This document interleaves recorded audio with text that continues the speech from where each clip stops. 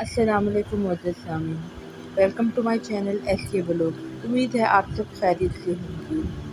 معزز سامعین، آج کی اس ویڈیو میں ہم ایک نہایت اہم مسئلے پر گفتگو کرنے جا رہے ہیں۔ جیسے کہ آپ لوگ جانتے ہیں کہ جتنے بھی یہودی اسرائیلی جو اسرائیلی دشمن عناصر ہیں، یہ مسلمانوں کے پیچھے ہاتھ دھو کر کس طرح سے پڑ رہے ہیں، اور سب سے بڑا اس کے اندر المیہ یہ ہے کہ 99% موجودہ مسلمان نسل جانتی ہی نہیں کہ بنی اسرائیل کی صرف گائے کی قربانی، مسجد اقصیٰ کا شہید ہونا، تابوت سکینہ یا ہیکل سلیمانی کی تعمیر اور دجال کے آنے میں کیا تعلق ہے، اور اکثریت تو اس بات کو محض افواہ سمجھ رہی ہے۔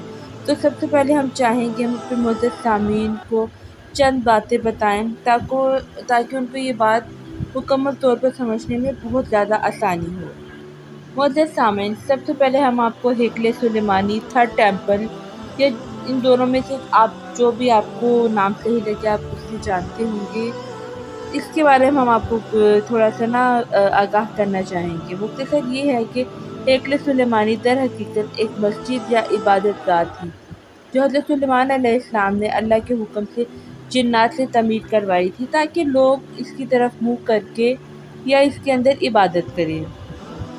حضرت سلیمان علیہ السلام کی وفات کے بعد اس ہیکل کے 3 حصے کر دیے گئے۔ بیرونی حصے میں عام لوگ عبادت کرتے تھے، دوسرے میں علماء جو کہ انبیاء کی اولادوں میں سے ہوتے تھے، اور تیسرا حصہ جسے سب سے مقدس سمجھا جاتا تھا، وہاں تابوت سکینہ کو رکھا گیا۔ یہاں کسی کو بھی جانے کی اجازت نہیں تھی سوائے سب سے بڑے عالم پیش امام کے۔ پھر وقت گزرتا رہا، اس دوران بنی اسرائیل میں پیغمبر مبعوث ہوتے رہے اور یہ قوم بد سے بدتر ہوتی رہی اور کسی بھی طرح اپنے گناہوں سے توبہ طیب ہونے یا ان کو ترک کرنے کے لیے تیار نہیں تھے۔ یہ ایک جانب عبادتیں کیا کرتے، دوسری جانب اللہ کے احکام کی صریحاً خلاف ورزی بھی کرتے تھے۔ ان کی اس دوغلی روش سے اللہ پاک ناراض ہو گئے۔ معزز سامعین، آپ کو یہاں یہ بھی بتاتے چلیں کہ ان کے پاس ایک بہت بڑی تعداد میں انبیاء بھی بھیجی گئی، لیکن یہ قوم سدھرنے کو تیار نہ تھی، حتیٰ کہ ان کی شکلیں تبدیل کر کے بندر اور سور تک بنائی گئی، لیکن یہ گناہوں سے باز نہ آئے۔ تب اللہ نے ان پر لعنت کر دی۔ ہیکل سلیمانی کو 2 مرتبہ مختلف بادشاہوں کے ہاتھوں منہدم کیا گیا، جس کی اب ایک دیوار بچی ہے جسے دیوار گریہ کہتے ہیں، جہاں یہ یہودی جا کر آج بھی آہوزاری جو ان کی عبادت ہے وہ کرتے ہیں۔ معزز سامعین، اب ہم آپ کو تابوت سکینہ کے بارے میں تھوڑا سا مختصر بیان کرنا چاہیں گے۔ روایات کے مطابق یہ تابوت جس لکڑی سے تیار کیا تھا اسے شمشاد کہتے ہیں، جسے جنت سے حضرت آدم علیہ السلام کے پاس بھیجا گیا تھا۔ یہ تابوت نسل در نسل انبیاء سے ہوتا ہوا حضرت موسیٰ علیہ السلام تک پہنچا تھا۔ اس مقدس صندوق میں حضرت موسیٰ علیہ السلام کا عصا مبارک، من و سلوہ کا مٹکا اور دیگر انبیاء کی یادگاریں تھیں۔ یہودی اس تابوت کی برکت سے ہر مصیبت و پریشانی کا حل لیا کرتے تھے۔ مختلف اقوام کے ساتھ جنگوں کے دوران اس صندوق کو لشکر کے آگے رکھا کرتے اور اس کی برکت سے دشمن پر فتح پا جاتے تھے۔ معزز سامعین، تقریباً 586 قبل مسیح میں بخت نصر نے ہیکل تباہ کر کے تابوت سکینہ کی شدید بے حرمتی کی اور اسے کہیں پھینک دیا۔ کچھ لوگوں کا کہنا ہے کہ اس مقدس صندوق کی مزید توہین سے بچانے کے لیے اسے اللہ پاک کے حکم سے کسی محفوظ مقام پر معجزانہ طور پر چھپا دیا گیا، جس کا کسی انسان کو علم نہیں، لیکن اب یہودی اس کی تلاش میں پورے کرۂ ارض کو کھود ڈالنا چاہتے ہیں۔ کچھ عرصہ بعد حضرت عیسیٰ علیہ السلام کا ظہور ہوا۔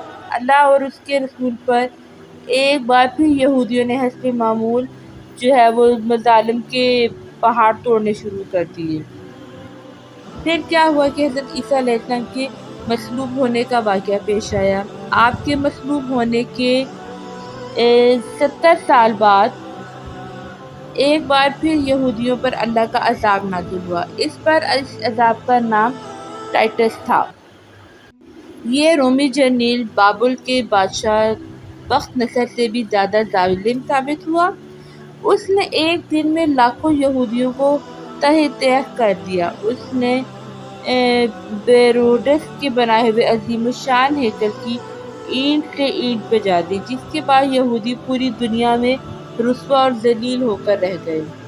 لیکن اس سب کے باوجود بھی وہ ذلیل یہودی اپنی اصلی فطرت سے باز نہ آنے کی وجہ سے اب مزید گری ہوئی حرکتوں پر اتر آئے ہیں جو جانوروں سے بھی بدتر ہیں۔ اب معزز سامعین، ہم چلتے ہیں سرخ گائے کی قربانی کے قصے کی طرف۔ اسرائیلیوں کی جانب سے ریڈ ہیفر کی قربانی کی جو خبریں انٹرنیٹ پر ٹرینڈ کر رہی ہوتی ہیں، اس معاملے پر سوشل میڈیا کا کیا موقف ہے؟ غالباً 29 مارچ کو اسرائیلی دجال جھوٹے مسیحا کو بلانے کے لیے ایک سرخ گائے کی جو قربانی یہ دے رہے تھے، اس کے کچھ وقت بعد وہاں تھرڈ ٹیمپل ہیکل سلیمانی کو تیسری مرتبہ مسجد اقصی کو شہید کر کے تعمیر کیا جائے گا۔ اس طرح کی اور بھی یہ خبریں سننے کو ملیں کہ جی مکمل سورج گرہن کی خبریں سننے میں آ رہی ہیں، صدیوں پر محیط سرخ ہیفر کی قربانی، لوگوں نے بڑی بڑی ویڈیوز بنائی اس سب کے اوپر۔ سرخ گائے کی قربانی یہودی روایت میں ایک اہم رسم ہے۔ یہودی قانون کے مطابق حضرت موسیٰ علیہ السلام کے زمانے سے لے کر اب تک صرف 9 سرخ گائے کی قربانی دی گئی ہے۔ سرخ گائے کی راکھ کو پاک کرنے کی رسم میں استعمال کیا جاتا تھا۔ معزز سامعین، یہ قربانیاں صدیوں پر محیط ہوئیں۔ ان کے درمیان اہم فرق تھا۔ 10ویں سرخ گائے کا یہودی روایت کے مطابق انتظار کیا جاتا ہے اور خیال کیا جاتا ہے کہ یہ یروشلم میں تیسرے ہیکل کی دوبارہ تعمیر سے منسلک پاکیزگی کی رسومات کے لیے ضروری ہے۔ معزز سامعین، اب یہاں ایک سوال یہ بھی اٹھتا ہے کہ یہ لوگ ایسا کیوں کر رہے ہیں؟ یہ قربانی 2000 سال کے بعد ہو رہی ہے۔ بنیادی طور پر جب یہودی مقدس ہیکل کی تعمیر کرتے ہیں تو وہ تعمیرات کے جو آلات ہیں ان کو پاک کرنے کے لیے سرخ گائے کی راکھ کا استعمال کرتے ہیں۔ یہ کیا سبب بن سکتا ہے؟ یہ مقدس تورات کے مطابق اختتامی اوقات کا آغاز ہے۔ سلسلہ ایسے چلتا ہے: سرخ گائے کی قربانی، اوزار کو صاف کریں، مسجد الاقصی کو نعوذ باللہ مسمار کریں، تیسرے ہیکل کی تعمیر، جھوٹے مسیحا یعنی دجال کی آمد، پھر حضرت امام مہدی کی آمد، پھر حضرت عیسیٰ علیہ السلام کی آمد اور پھر قیام۔ کہا جاتا ہے کہ سرخ گائے کی قربانی ہو سکتا ہے اگلے سال کے وسط تک ہوگی یا مارچ کے آخر تک یا جون تک۔ اس کی جلد، گوشت، خون اور ہڈی سمیت تمام سامان کو جلا کر پاک پانی میں ملایا جائے گا اور پھر وہ پانی جسم کو پاک کر دے گا۔ پادری قربانی کر رہا ہے، جس کے بعد اسے تیسرے ہیکل کی بنیاد کے ارد گرد 7 بار چھڑکا جائے گا۔ یہ مسیح کے دور، دجال کے دور کا استقبال کرے گا۔ یہ قربانی زیتون کے پہاڑ پر کی جانی ہے، جو کہ راوی کے رستے مندر میں شمار ہوتی ہے۔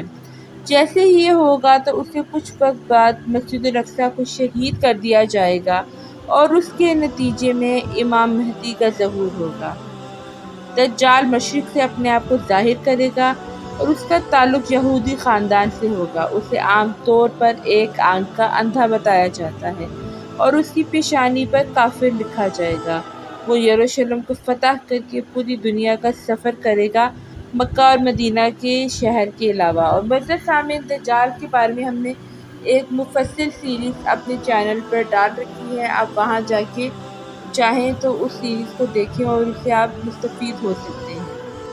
ایک جھوٹے مسیحا کے طور پر بہت سے لوگ اس کے فریب میں آ کر اس کی صفوں میں شامل ہو جائیں گے۔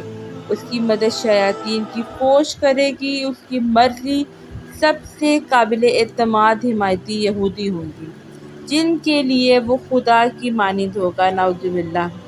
اس کی واپسی پر بہت سے کمزور ایمان والے لوگ بھی اس کی زد میں آئیں گے۔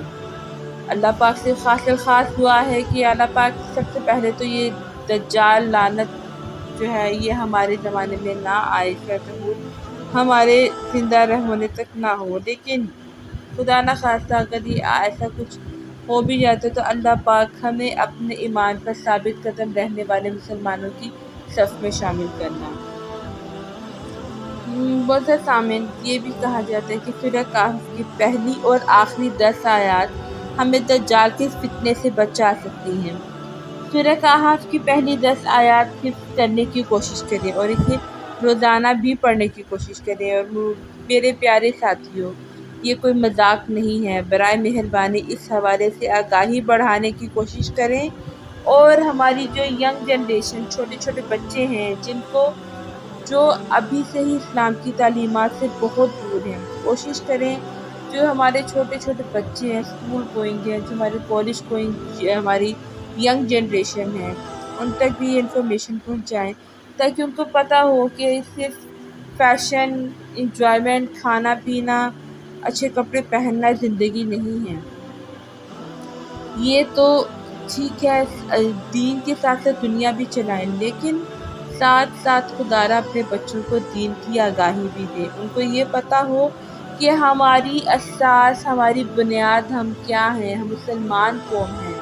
ہم مسلمان تو پیدائشی طور پر الحمدللہ ہیں، لیکن اللہ کرے کہ ہمارا شمار مومنین کے اندر ہو، کیونکہ خالی مسلمان ہونے سے کچھ نہیں ہونے والا۔ محترم سامعین، میرے دوستو، ہمیں پکا ایمان والا بننا ہے، اور انشاءاللہ ہمیں اپنے ملک پاکستان میں اسلامی اقدارات کو دوبارہ سے وہ فروغ دینا ہے۔ ہم لوگ مغرب کی طرف وہ بہت زیادہ راغب ہو گئے ہیں، مغربی کلچر کو اپنا رہے ہیں، یہ ہماری حقیقت نہیں ہے۔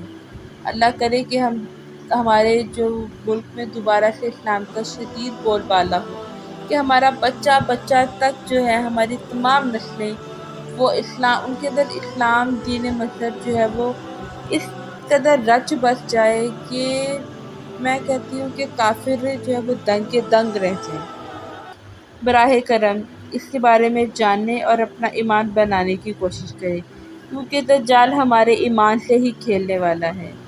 اللہ مسجد اقصی اور فلسطین کے مسلمانوں کی مدد فرما، آمین ثم آمین۔